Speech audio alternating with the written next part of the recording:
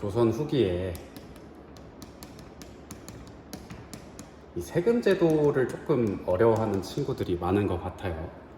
여러분들이 이제 조선 후기로 딱 떨어졌다라고 가정을 해봅시다. 그렇다면 이제 여러분들이 조선인이란 이유로 내야 될 세금 품목이 한 3가지 정도가 돼요. 첫 번째는 자기가 가지고 있는 땅에 대한 세금, 이른바 전세라는 세금이 있었고요.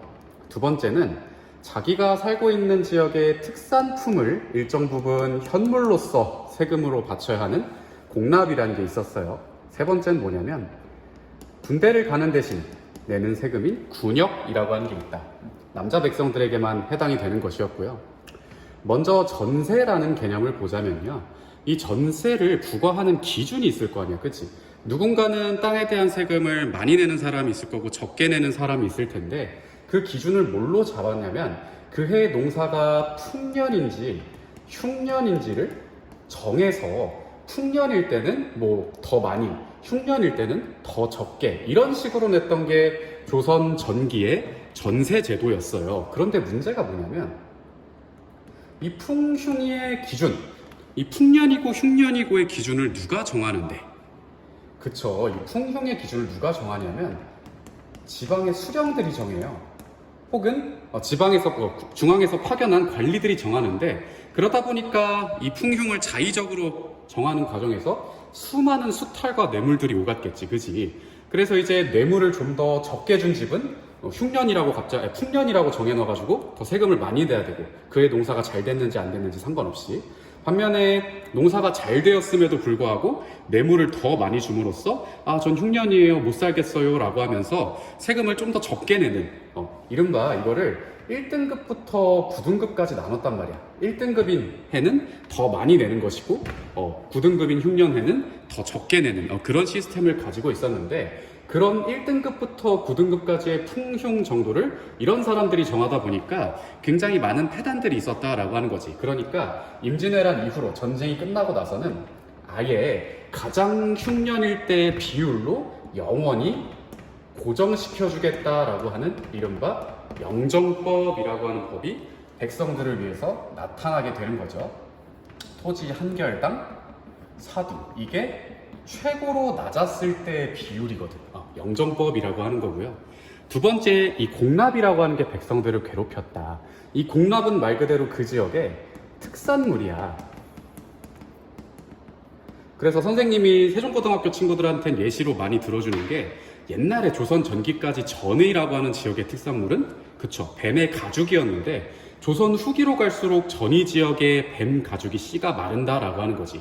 즉 조선 후기가 되면 전의라고 하는 지역에서 국가가 정해준 뱀 가죽이라고 하는 특산물을 생산해낼 수 없으니, 근데 막상 이제 국가에서 내라고 하니 어떻게 해요? 그쵸, 막 심지어 다른 지역에서 뱀 가죽을 사다가 바치기도 하는 이상한 상황까지 벌어진다라고 하는 거지. 그러니까 이제 국가에서 생각하기를 전국적으로 특산물 말고 전국적으로 공통적으로 나는 작물이 있다. 맞아, 쌀과 또 전국적으로 이때 뭐가 확대가 되냐면 동전 같은 것들이 있네. 이런 것들로 세금을 대신 내게 해주겠다. 이걸로 전국적으로 일괄적으로 한꺼번에 걷는 그 법을 바로 대동법이라고 했어요. 그치. 근데 이게 어떻게 영향을 끼치냐면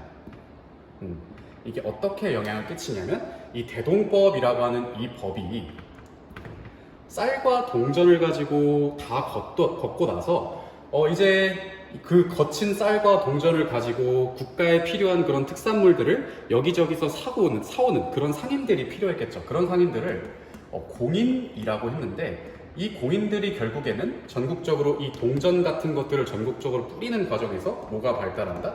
그렇죠, 상품화폐 경제가 발달한다라고 하는 것까지 대동법의 결과로 알고 계셔야 되는 거고요. 마지막으로 백성들을 제일 많이 괴롭혔던 건 이 군역이죠. 이 군역은 일반 군대를 가는 몇 세부터 몇 세까지의 남자에 해당하는 16세부터 60세까지라고 하거든, 보통. 근데 문제가 뭐냐면은 이 군역을 거둘 대상들이 굉장히 적어지다 보니까 이른바 돌아가신 노인들, 백골이 되어버린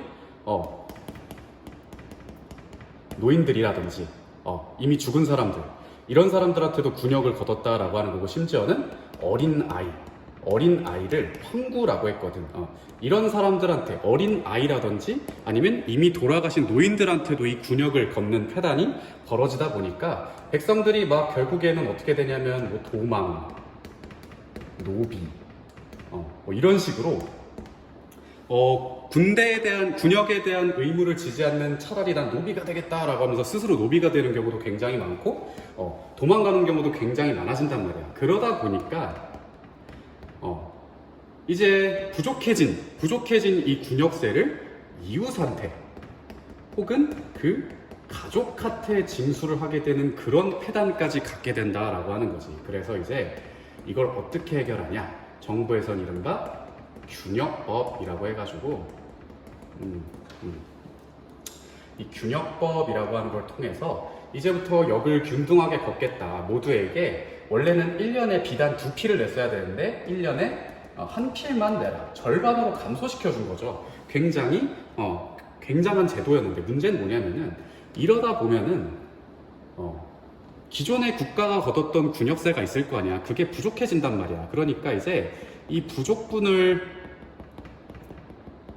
보충해주기 위해서 이른바 돈 많은 부자들에게 이 선무군관이라고 하는 이상한 칭호를 줘서 막 세금을 더 내게 한다든지 아니면 숨어있는 땅을 찾아서 그거에 물린다든지 아무튼 그런 것으로 이 균역법에 대한 부족분을 해결했다라는 것까지 여러분들이 아시면 좋을 것 같습니다.